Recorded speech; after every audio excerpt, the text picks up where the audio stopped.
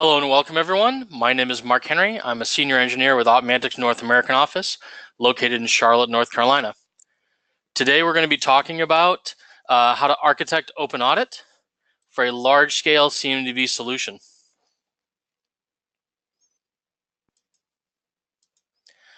Few bit of housekeeping before we get started. We're going to leave everyone on mute during the presentation itself. If you have any questions, just use GoToWebinar's chat window.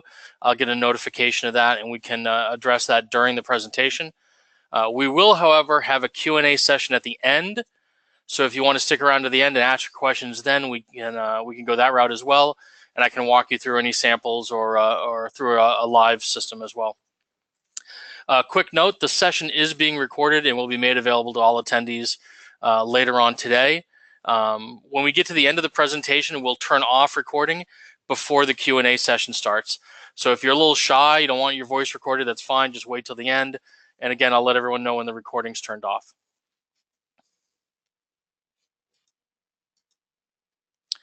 So today we've got 4 topics. We're going to talk about architecture options, both single and multi-server deployments, and that's going to be with Open-AudIT Community, Open-AudIT Professional, and also Open-AudIT Enterprise. So we'll talk about all 3 licensing levels and the different options that you have available to you at each one. We'll talk about how to identify critical network design issues. These are the things, the stopgaps that happen in your network design, whether it's network security or just the network connectivity in between LANs and WANs that might drive you into using different types of deployment methods. Third, we're going to talk about how to use deployed auditing scripts. So Open-AudIT's discovery engine is fantastic, but it doesn't always work in every type of situation. A lot of that's going to be driven by your network design and the things that we talked about in topic number 2. And number 3, we're going to touch on 3 of Open-AudIT's really flexible customizing features and how you can use them to manipulate Open-AudIT into doing some things that maybe aren't as obvious as they could be. For those of you who are really interested in Open-AudIT and are maybe employing it in your enterprise or looking to employ it, we're going to be doing another Open-AudIT focused webinar on March 13th, which will be Open-AudIT 2.1, top 10 features and functions. Again, that's going to be March 13th, and you can find that on the opmantic.com website under /events.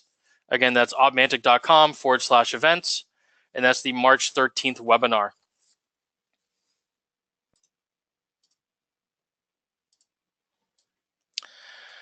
So I've uploaded to the handouts panel, and we'll also make this available under the learning section on opmantic.com. But there's a series of useful references for you here in the PowerPoint. So first off, you've got the homepage on the wiki for Open-AudIT. You have the Open-AudIT forum, which is available on openaudit.org. You have the Auditing Community Questions board. So if you don't have a support contract, turn to the forum, turn to the questions board. Either another user will get back to you, or one of the Auditing staff will as time allows. If you do have a support contract with us, please email support@auditing.com, and you're guaranteed support under our SLA agreement. And then, of course, if you have any questions about sales-related stuff, pricing-related material that's not covered on the website, if you have any questions on features, functionality, how to do something, whatever, you can reach out to the North American office at usa@auditing.com. And if you're outside of North America, feel free to email us and we'll refer you to the right account manager or engineer within your geographic region. So without further ado, let's talk about architecture options. So what are the different ways of deploying Open-AudIT in your environment? So the first piece of the puzzle really is to understand what your options are, and those options really are driven by your licensing level. So at the base licensing level, or the free and open source level, you have Open-AudIT Community Edition.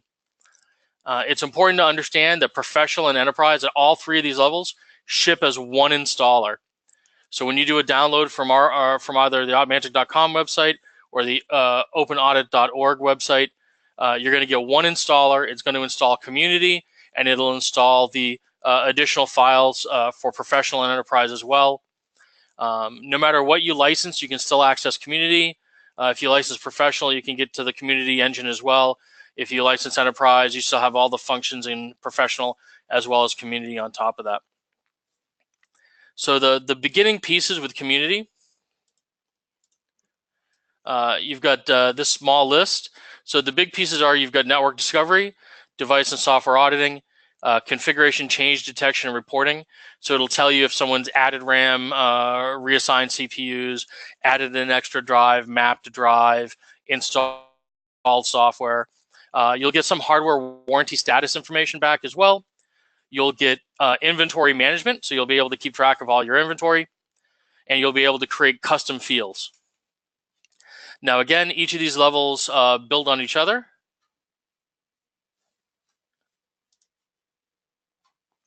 So taking a look at professional gives you an additional 4 data points or 4 feature points.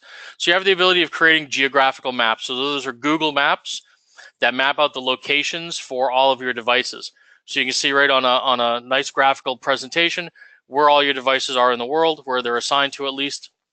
You can do basic device exporting. So there are various different ways of exporting, running queries, and creating output from that in several different formats.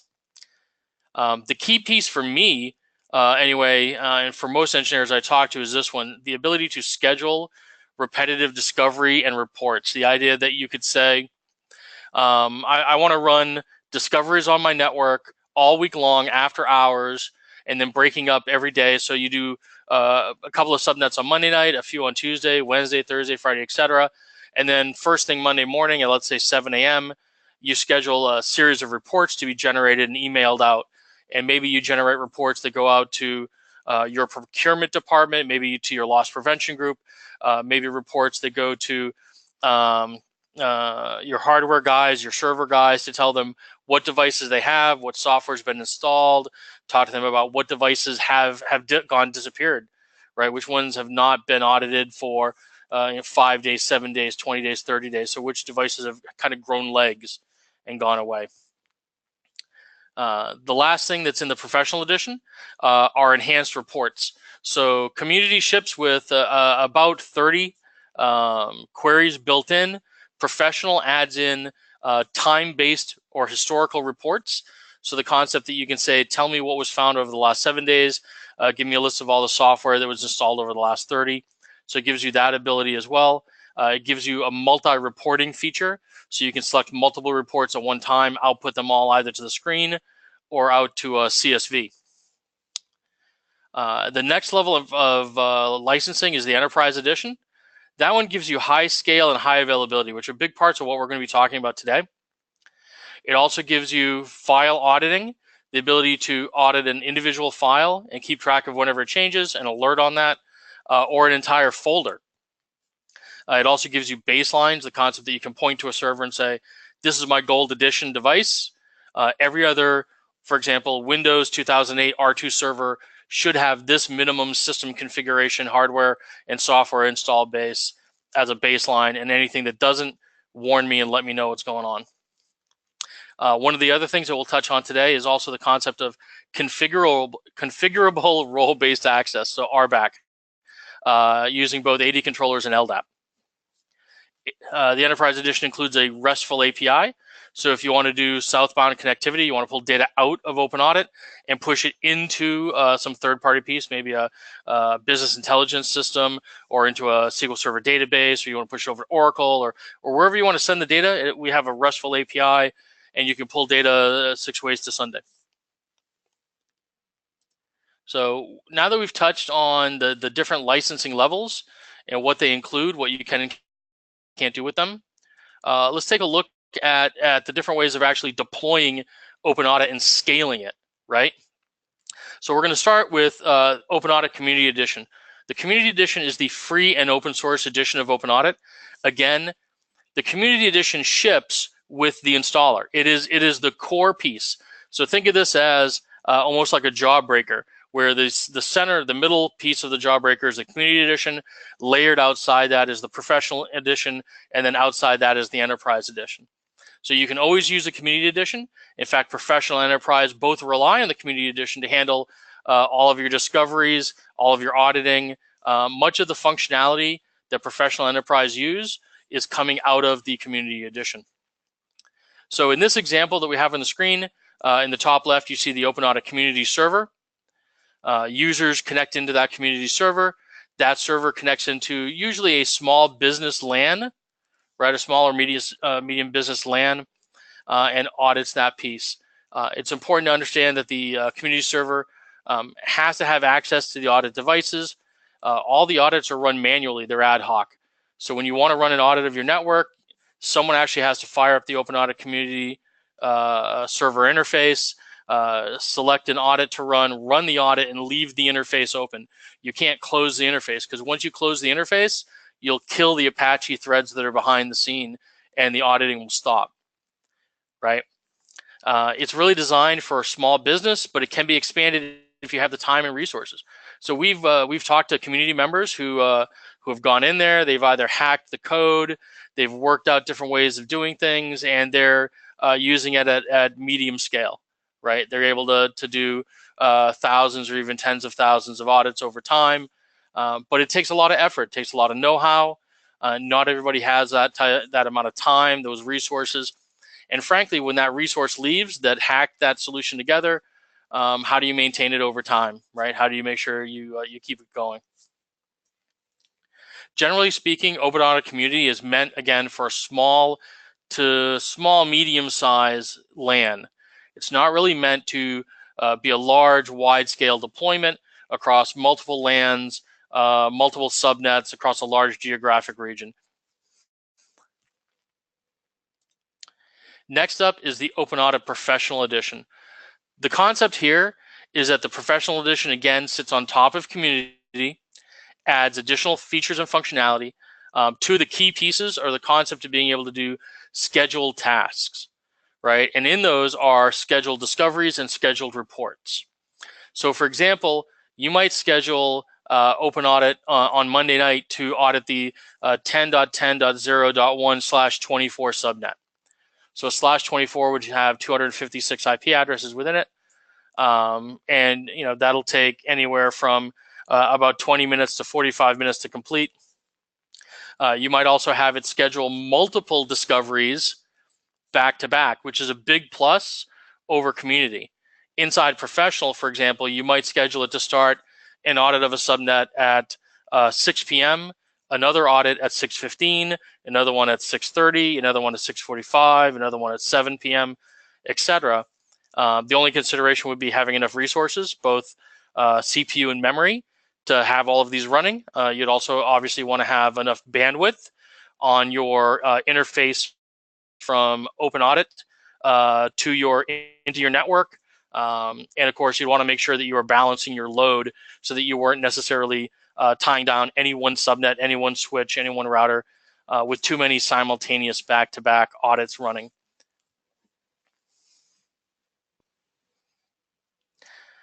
Key factors here, you're still deploying just one server.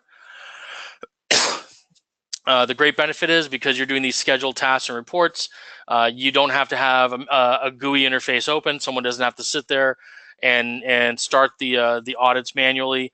The system can just kick itself up at night, run the audits on its own, and then report back to you on the completion of those pieces. Now, this is good for auditing at the kind of the medium to enterprise level, as long as the Open-AudIT Professional server can see and audit all of the different LANs that you have within your network, right? Once you start running into any kind of security or geographical connectivity issues, then you start talking about an Open-AudIT Enterprise deployment. In an enterprise deployment, you're still spinning up an Open-AudIT Enterprise server that acts as your master your master controller, your single point of access. You then deploy Open-AudIT collectors at any kind of a remote or logically significant location. So for example, you might have a PCI DSS DMZ. You might deploy a collector inside the DMZ, which collects information locally and then pushes that information back out to the master server. You might have air-gapped networks that you want to put a collector inside. You might have remote offices that have very high lag times or non-dedicated, non-permanent connections, and you want to deploy a collector at those locations.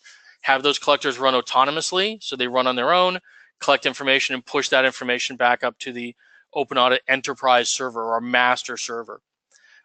Nice thing with this is that admins and users still interact with one interface. They interact with the Open-AudIT enterprise interface at the master server level. They then coordinate and schedule all of their collections. They enter in all of their all of your usernames and passwords. All of that kind of information gets done at the enterprise level, and then the enterprise server pushes those schedules out to the collectors as needed, and makes those kinds of credentials available to the collectors as needed. The collectors do all the hard work, right? So you're spreading the workload out horizontally across all the collectors, and then the enterprise, the master server, just collects that information back and stores the database with all of the results for all of those pieces.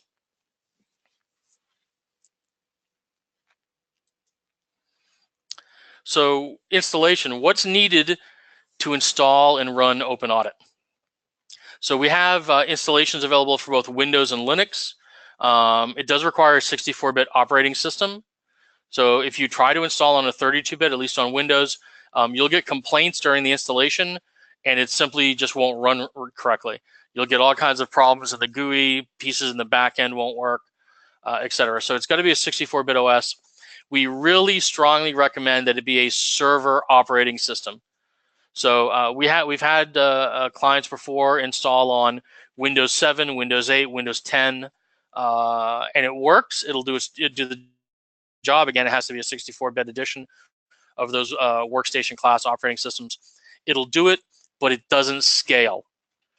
Okay, you want to do a few hundred, maybe 500, even up to 1,000 devices from a laptop, you're probably going to be okay. If you want to get more than 1,000, more than 1,500 devices, or you want to do audits every day, right? Then you really have to get to a server class operating system. You have to have some dedicated hardware. It really should not be a workstation class machine.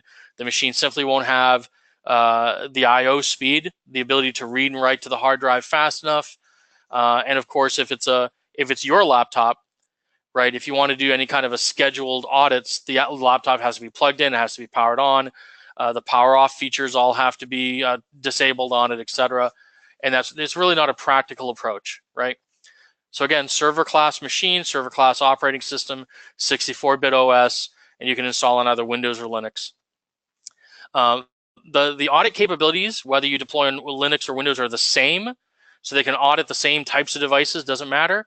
There is a slight edge, though, that if you install Open-AudIT on a Linux server, that the Linux server will audit a Windows machine, both workstation and server, slightly faster than a Windows server will audit a Windows machine.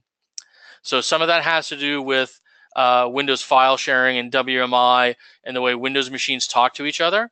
But it really comes down to distribution of resources. When a Linux server audits a Windows machine, the Linux server deploys the auditing scripts directly to the machine and doesn't try to run them locally against the machine. So there's a couple of different ways how that approaches. Again, if you're auditing a lot of Windows machines, maybe you have a big SaaS data center and you've got a lot of Windows machines out there, a lot of editions of Microsoft SQL Server, etc. You might be better off deploying to a Linux server, again, a 64-bit Linux OS, to audit those Windows machines, because you will get a faster discovery out of it. It's important to understand that the installers will also install the database and can completely configure it for you. It'll build all your table structures out. If you're on a Linux build, less than Linux version 7 or RHEL version 7, you're going to get MySQL installed. If you're on Linux RHEL version 7 or higher, or if you're on a Windows install, you're going to end up with MariaDB being installed. And that just happens to be that the MySQL is now at end of life. Everything's being switched over to MariaDB. At some point, our installers will probably get upgraded so that it's MariaDB across the spectrum. If you're doing a if you're doing a kind of a distributed deployment where you're just creating multiple collection servers, and we'll talk about how to do that in a minute.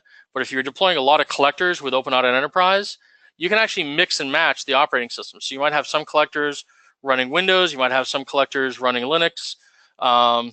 Doesn't matter, they all talk together fine. So everything's normalized in the database. Last point here on the installation, our installers all support upgrading an existing database installation. So it doesn't matter how old your implementation is, the installer will upgrade your database for you.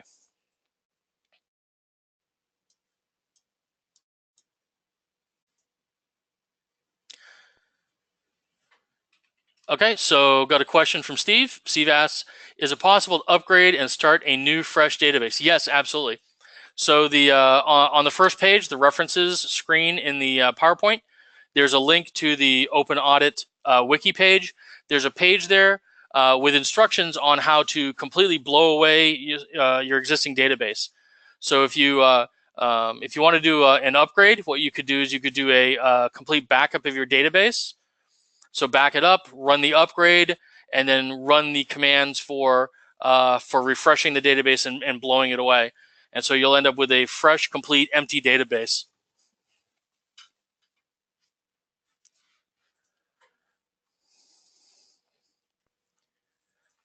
So resources, what kind of resources do you need to be able to support an Open-AudIT deployment?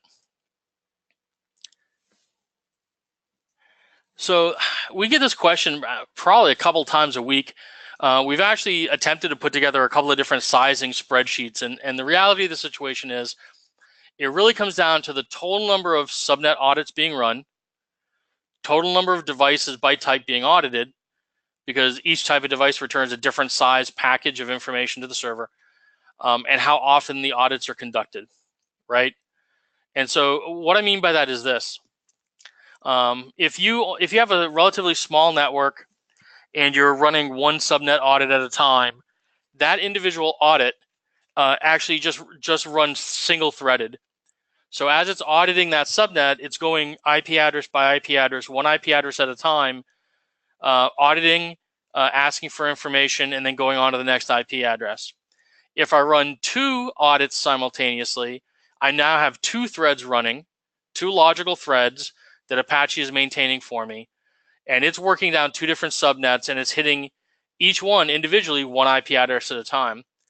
And then you start throwing 3 simultaneous, and 5, and 10, and 15, and 20. I've worked with clients who have run as many as 100 subnet audits simultaneously from an individual server, but they were using a server, a dedicated platform, so not a VM, right? It wasn't a virtual machine. They had a dedicated piece of hardware. They had 24 CPUs on it and 64 gigs of RAM.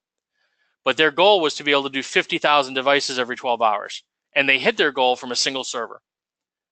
So you can run multiple subnet audits simultaneously and you end up with multi-threading. But then they had to throw an awful lot of CPUs at it, an awful lot of RAM. And they even untiered Open-AudIT. What I mean by that is Open-AudIT is a multi-tiered application.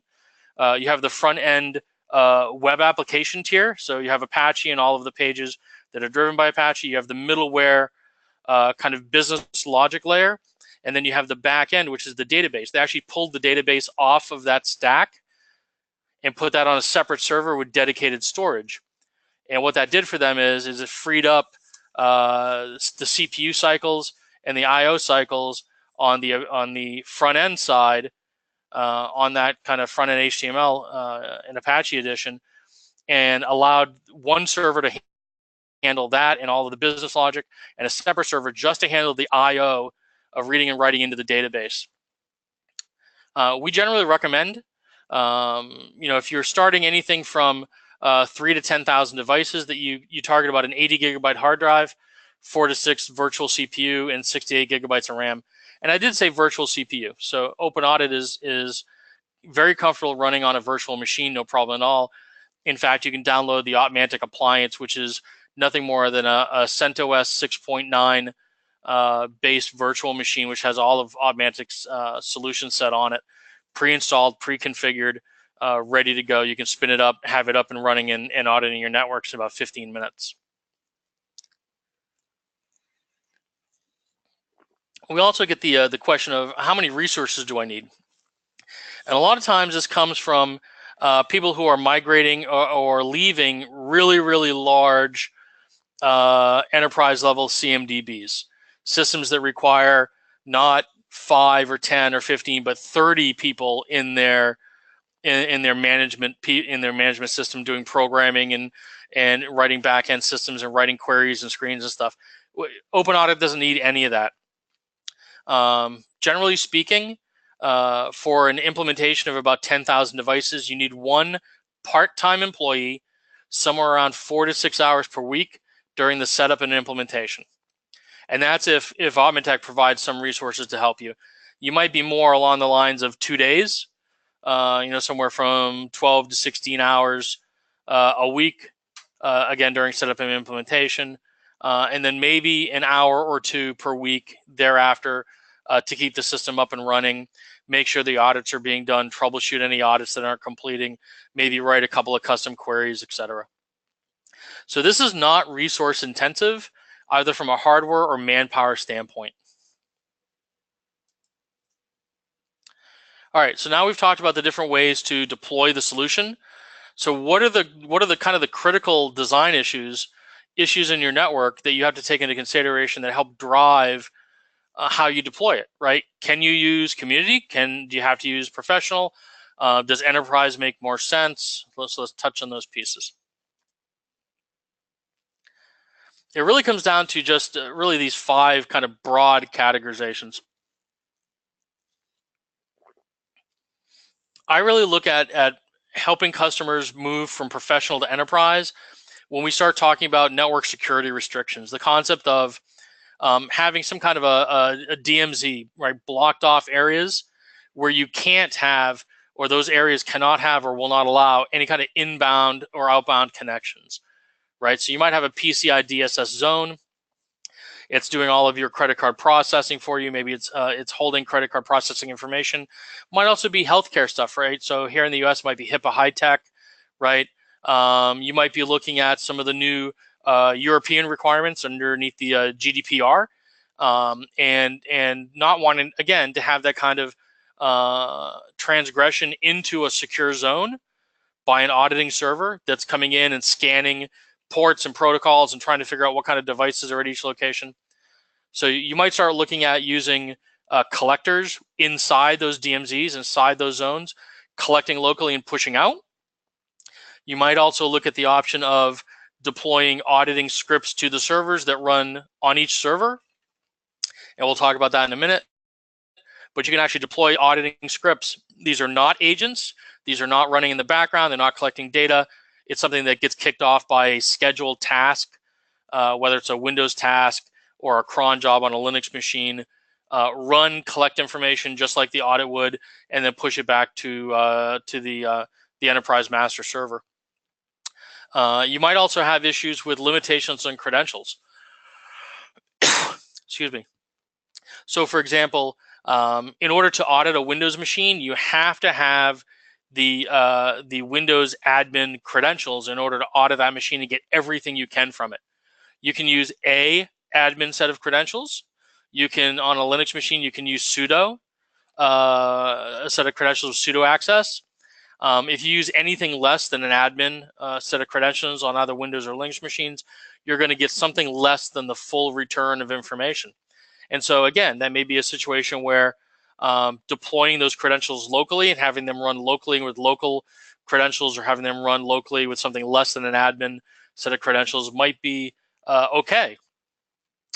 And then, of course, there are physical limitations as well, right? So this is the concept that you may be auditing a remote location, right? So you may have your auditing server locating in your headquarters and you want to audit a remote office. You may have very, very high latency. And so a lot of your device audits fail because you're trying to deal with that, just physical distance or logical distance for the circuits, for the inquiries to go. So it might make sense to deploy a collection server locally at that remote location. You also might come up with situations where you're dealing with air-gapped networks or air-gapped devices. We see that an awful lot in the healthcare area and also in the military, in the government area, where there are entire networks that have absolutely no internet connectivity at all. And I don't mean that from a that they're tied off logically, right? But completely, there's no absolutely zero internet connectivity. And in those kinds of cases, again, it might be a situation where you can deploy the auditing servers down to the machines, and or you can go all the way to the point where you put together a sneaker net where someone walks around with a thumb drive, plugs it into a machine, runs the auditing script, collects the output XML file, and then pulls the thumb drive and goes to the next machine and does the next one. Certainly, we don't advocate that, but it is an option there as well. So lots of different ways to do auditing if you can't do device discovery. Just some different methods. We outline a lot of them on the Open-AudIT wiki, so feel free to take a look. Again, that's in the references page for the main link for that. So let's get a bit more into how to use deployed auditing scripts and where automated discovery isn't an option. So how does discovery work? So starting over here on the far left-hand side, because we all know that that's absolutely intuitive, right? You start an audit. The web form details are submitted. The network group is created if it's needed. The external Nmap script starts, and then the system gets passed off at that point to internally processing on a per device level. And so there's just some initial thought process. Are the ports open for SNMP? Does the device exist? Update the device. If WMI is open, then run the Windows audit script. If WMI is not open, then you'll check and see if SSH is open, and you'll run the audit Linux script. Now, this is an example. If SSH is open, it'll actually do a bigger determination on, is it an OSX machine? Is it AIX, ESXi, Sun Solaris? And so there are some more targeted. We've kind of simplified this a little bit just to make it easier for everyone to understand and absorb. But let's take a look at what's available. And so I've provided the link here at the top of the screen, community.audimantic.com/display OA scripts. And we'll take a look at that in a moment as well. Here's the menu options inside Open-AudIT: discover audit scripts, list audit scripts. All of the references we have to Open-AudIT are going to be references to the interface for the latest edition, which is Open-AudIT 2.1.2. I'm sorry, 2.1.1 as of the recording of this video. So we have specific targeted scripts by operating system for AIX, Linux, and that's Linux all the way back to RHEL version 4, all the way forward to the latest releases of 7 today, and most every distribution. If you run into a distribution that you're having trouble collecting certain data from, contact us. We're absolutely happy to retrofit Open-AudIT to support additional operating systems, deliverables, etc. And then there's a list down here at the bottom. There's a link down at the bottom of this page for what information is audited, what information comes back from each of those pieces. So let's take a quick look at what that looks like. So I'm going to go discover, audit scripts, list audit scripts.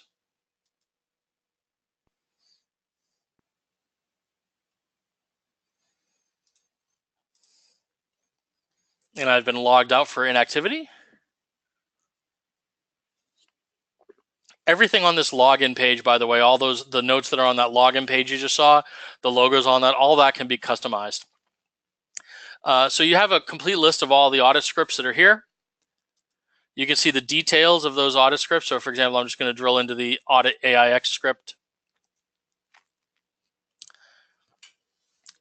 So you have it broken out by name, organization, whether files will be created and stored locally, the URL, whether that'll be submitted online. So all of these things, you can actually make these changes and hit save. And then what you'll do, you're actually making changes to the audit script itself directly. And you can make children copies of these as well. if we go back to the scripts page,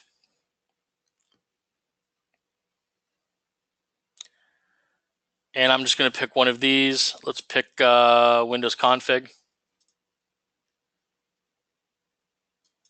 So I'm going to open up the audit windows.vbs script.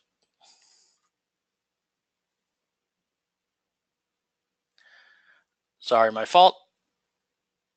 Let's go back to scripts page.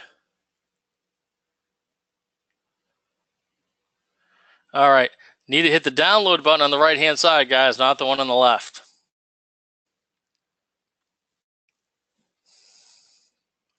And it's going to ask me to open it with my default program, which happens to be BB-Edit. All right. So this is the Windows audit script. It's at version 2.1.1, and you can see that it's very well annotated. So we try to talk about what the pieces of script are doing. We try to make it easy to understand. If you're deploying scripts, what you would do is you would save out a copy of this. You might name it deployed Windows audit. For example, you can change things like the username, the password that'll be used for auditing, the organizational ID that this device will be assigned into. If you want to, if you have different types of users that you want to run it with, just lots and lots of different options that you can configure for your script to make it audit the way you want it to. Anything that you don't want to audit, anything that you don't want to capture information for, you can remove from the script, and you can even add additional material to it as well. There's some documentation on the website for that. You can work that out yourself. Again, it's very well documented. The reason we give you all of these scripts, excuse me, auditors love it. It's one of the reasons why Open-AudIT has such a kind of global acceptance, is because we completely make it transparent how we're auditing the devices that are out there on your network.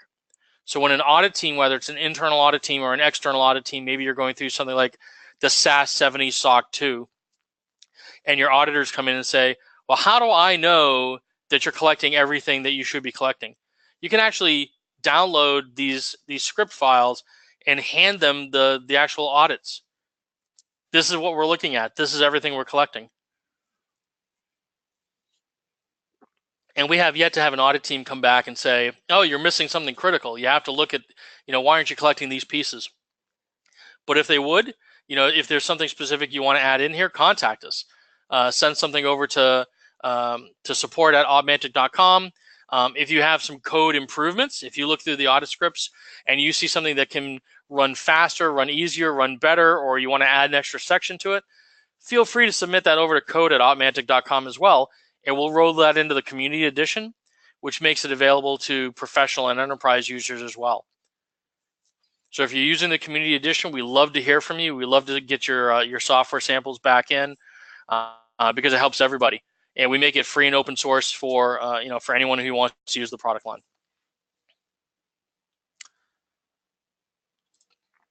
All right.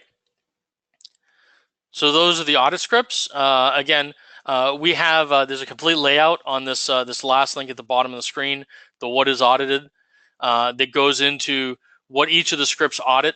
So some scripts, depending on operating system version number, might get CPU count but not CPU speed, or a total amount of RAM, but not necessarily what RAM slots are available. So there's a bit of variation based on operating system and what you can get from that, and we go into that in depth on that page as well. And finally, let's talk about how to customize Open-AudIT. So you've looked at the different options. You looked at how you can deploy community, how you can deploy professional, how you can deploy enterprise. We've talked a bit about the pros and cons of each, the sizing of the servers, resourcing for those types of things.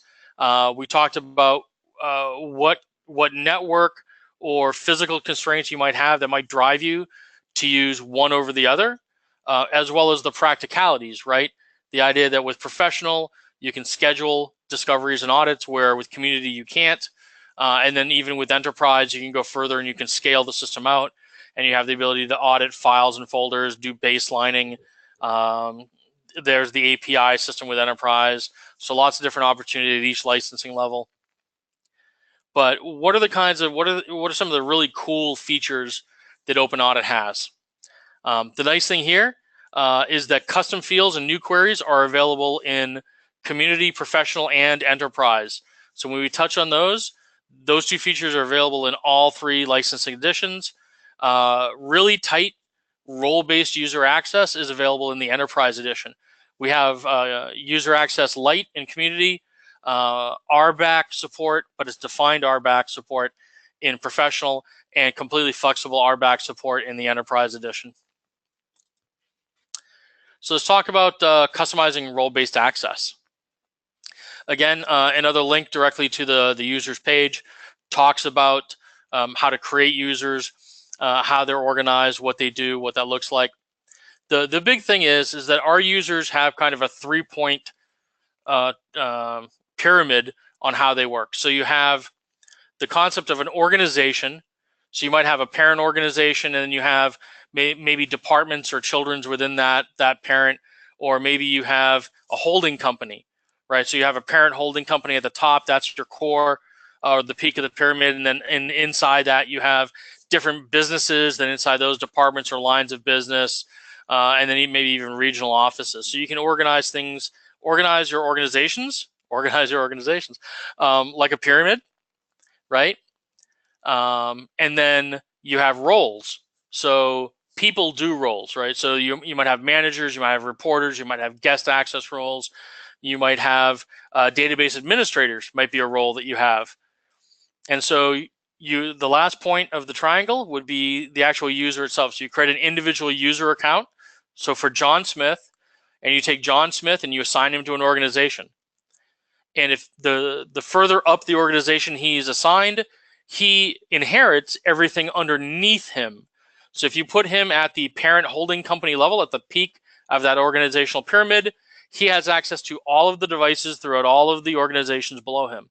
If you put him down at the bottom, he only has access to his devices and the things below him, but nothing above him, and nothing at the same level horizontally across from him, right? So you can really control what that individual user has access to by leveraging the concept of a role and what features and functionality in the product he has, and an organization which gives him access to specific devices. There's more information on that concept at the link in the middle of the screen here. Now, all of that comes right out of the box with the built-in authentication system, right? But you can also tie into an LDAP system for authentication and authorization, and that's really, really well defined on the link page at the bottom. It's too much to go into today. We actually have a couple of really great video articles and a couple of blog entries on Auditing.com/learn. So if you go in there and you take a look, there's a couple of really great articles Mark Unwin's done, and Mark is the lead developer for the Open-AudIT product line for Auditing. But go in there, take a look. He goes into a great deal of detail on how to set up and configure and test your LDAP connection, how to create all the different types of user groups in LDAP, etc., to really drive the whole system. Another function that I'd like to familiarize you with is the concept of custom fields. So no matter how many fields a CMDB system like Open-AudIT ships with, someone always comes up and says, boy, I really need something custom. I need the concept of a barcode, or I need the concept of a end of life for a device. I want to keep track of the type of monkey my device is. And so what we did is we put together the concept of custom fields. So let's switch over to Open-AudIT. Let's take a look at custom fields. And that's going to be manage, fields, list fields.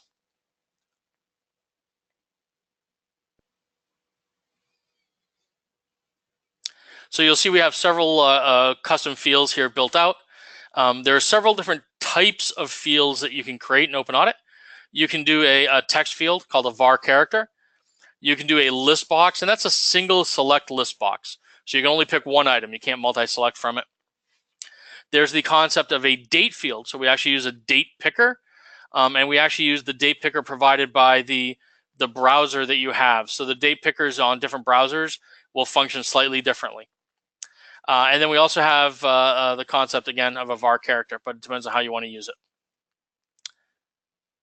You'll notice groups, you can actually assign these fields to a specific type of device. So for example, this one is for all devices, but this one only shows up for computers. So let's just take a look at a list example here. So we've got a fruit.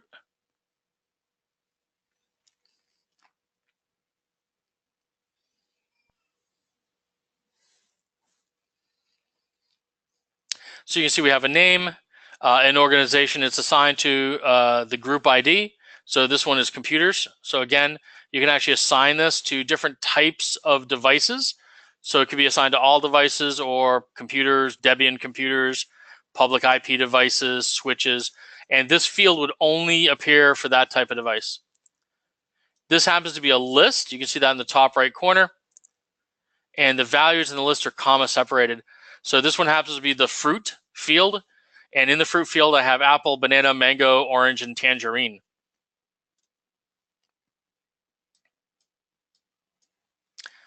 And if I were to find a computer,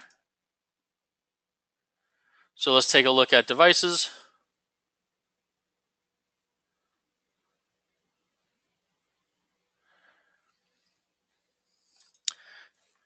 And I'm just going to look for a Windows machine. Here's a couple of different Windows machines. And let's take a look at this guy here, the Melbourne server. This happens to be a Windows 2008 machine. It is a virtual machine. And over on the left-hand side, under Summary, I'm going to select Fields, and we'll open up the field category. And you can see that we have the fruit field here, and it is set to mango.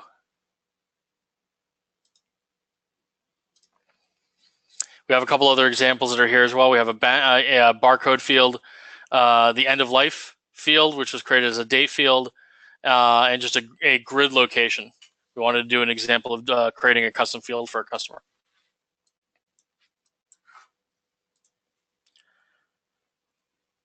All right, so what else do we have for kind of custom high-end things that Open-AudIT does? And again, custom fields is available in the right in the base community edition. It of course is available also in professional and enterprise as well. So any feature that's available in community is also available in professional and enterprise. Just keep that in mind.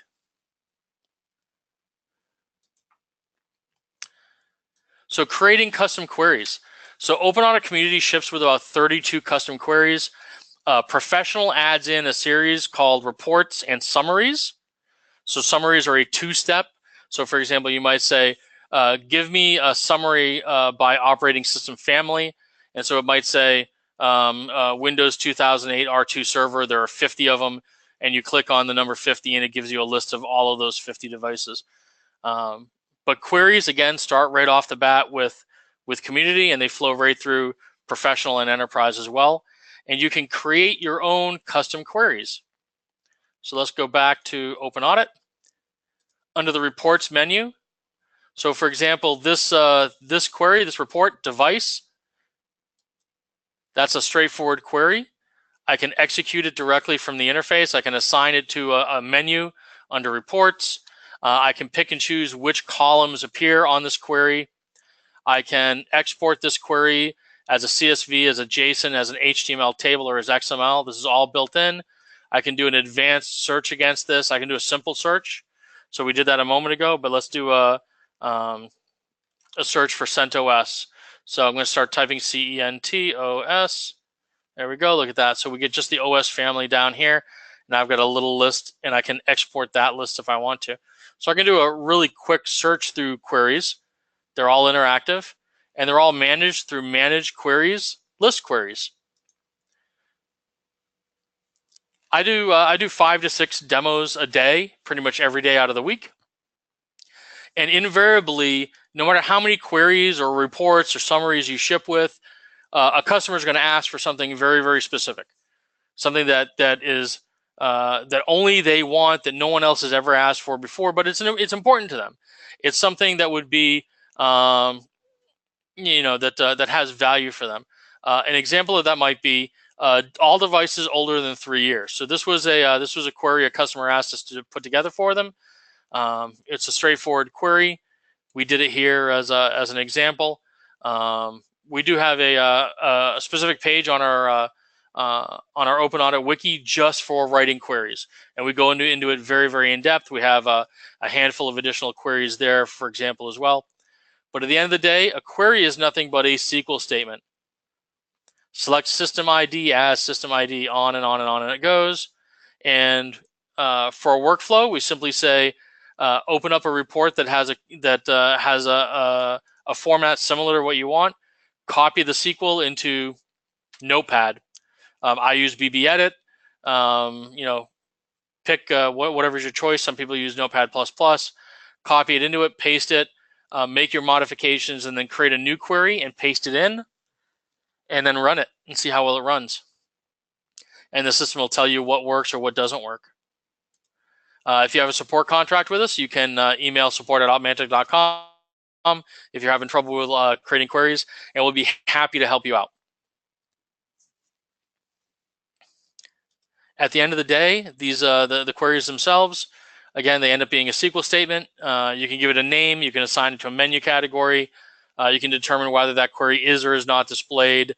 Using the concept of RBAC controls, you can determine whether individual users can create or edit new queries, or even if they can run their own. So that you can even assign them to be able to run a query but not export content from it. So lots of availability and cross-pollination between the various features and functions.